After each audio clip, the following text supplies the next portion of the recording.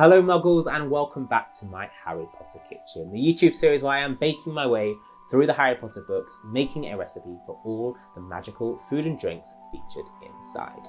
If you missed last week's recipe for our lightning bolt apple pies, then check out the link down below in the description to catch up. But it is a Magic Monday, so let's see what's up next.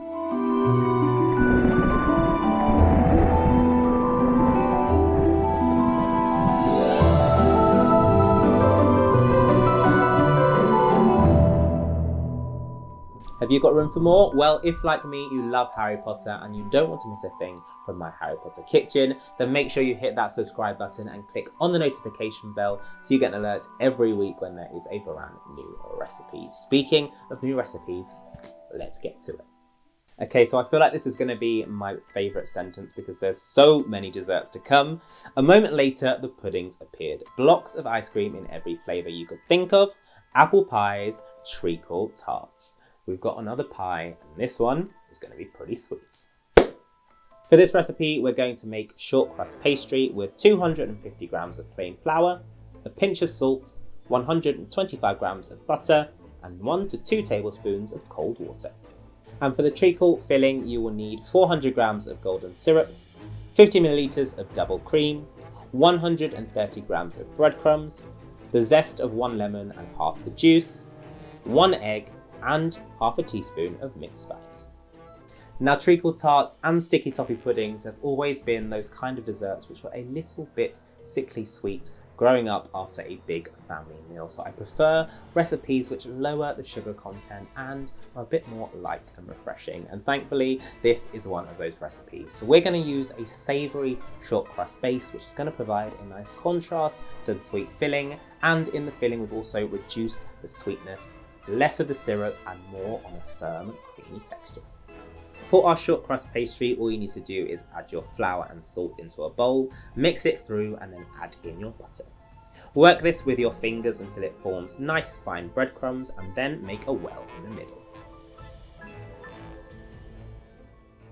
Now, the amount of water you use can vary, so you want to start with about 1 to 2 tablespoons and then add more in as and when you need it. Bring it together until it is a nice soft dough and then wrap it in cling film and chill it in the fridge for half an hour. So for this recipe, we're going to blind bake our pastry case, and that is just the process of cooking it a few times before we put the filling in so we don't get any soggy bottoms. All we're going to do is bake it once with baking beans, bake it again without the baking beans so it gets nice and crisp, and then we'll fill it with the pastry and give it its third time in the oven.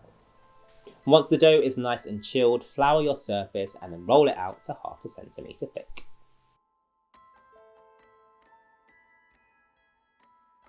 Fold it over your rolling pin and then use this to lift it into the tin.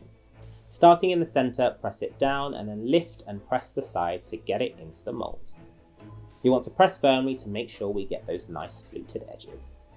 A trick that I like to use is just to roughly trim down the edges, and this just means if there's any pastry shrinkage in the oven, you've still got a bit to play with. Just to make sure the bottom doesn't rise up, we're going to prick it with a fork.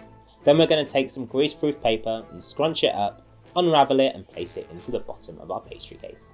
Fill this with baking beans and then that's going to go into the oven at 180 degrees Celsius for 15 minutes. Once the pastry case has had time to set, remove it from the oven and take out the baking beans. This is the opportunity for you to trim down those sides so you get a nice clean finish. Then you can pop it back into the oven for 10 minutes. While the pastry case is finishing up, you can move on to making your filling. And as I mentioned earlier, we're going to reduce the amount of syrup that's in it so it's less sickly sweet, and also add in some lemon zest and lemon juice just to break it up a bit. Hopefully it's a lot cleaner on your palate and will give you room for the other desserts we've got coming next. For the filling, all you need to do is place a pan on a medium heat and then add in your golden syrup and your double cream. Stir this through and then allow it to heat until it's just about to start boiling. For our breadcrumbs, I'm using a loaf of bread which I've left out for a day or two, and then we're going to pop this into a food processor and blitz it into fine breadcrumbs. You can do this by hand, but I prefer a smoother consistency. Pour the breadcrumbs into a bowl and then grate the zest of a lemon over the top. Add in your lemon juice, the golden syrup, and your egg, and then sprinkle over your mixed spice. You'll then want to beat this through until it is well combined. Once the filling is ready, you can remove the tart tin from the oven and pour the mixture in. Level this off, and then we're going to pop it back into the oven for another 10 minutes while we work on our decorations. Of course, we don't just want to serve up our boring, standard old treacle tart. We're going to take this to the next level with some Harry Potter decorations. There's going to be lightning bolts, some stars, and watch out for the golden snitch. Using some of the excess pastry from earlier, I'm going to roll this out on a floured surface until it's nice and thin. You want to make sure it's thinner than the pastry that we've been baking earlier, just to make sure it cooks all the way through. Using an array of stencils and cookie cutters, you want to cut out your shapes. I've gone for a big lightning bolt in the middle, some smaller lightning bolts for the edges, some stars, and I'm going to make some golden snitches using a leaf cutter and a circle.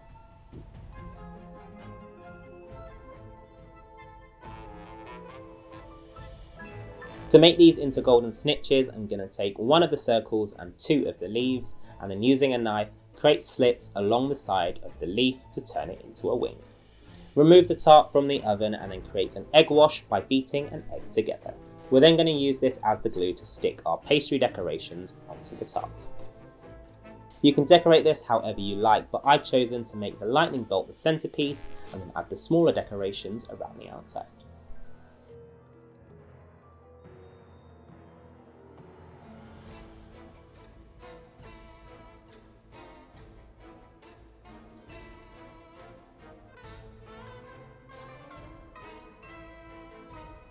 Once you're happy with how it looks, give them a final brush of your egg wash to help them go nice and golden brown in the oven. We're going to pop this back in for another 20 minutes to allow the filling and the pastry to cook through.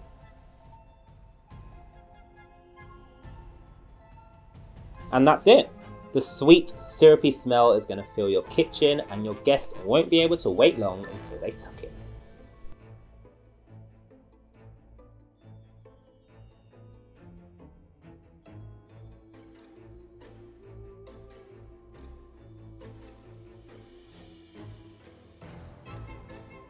So there you go, that is how you can take the classic treacle tart and add a few magical elements to take it to the next level.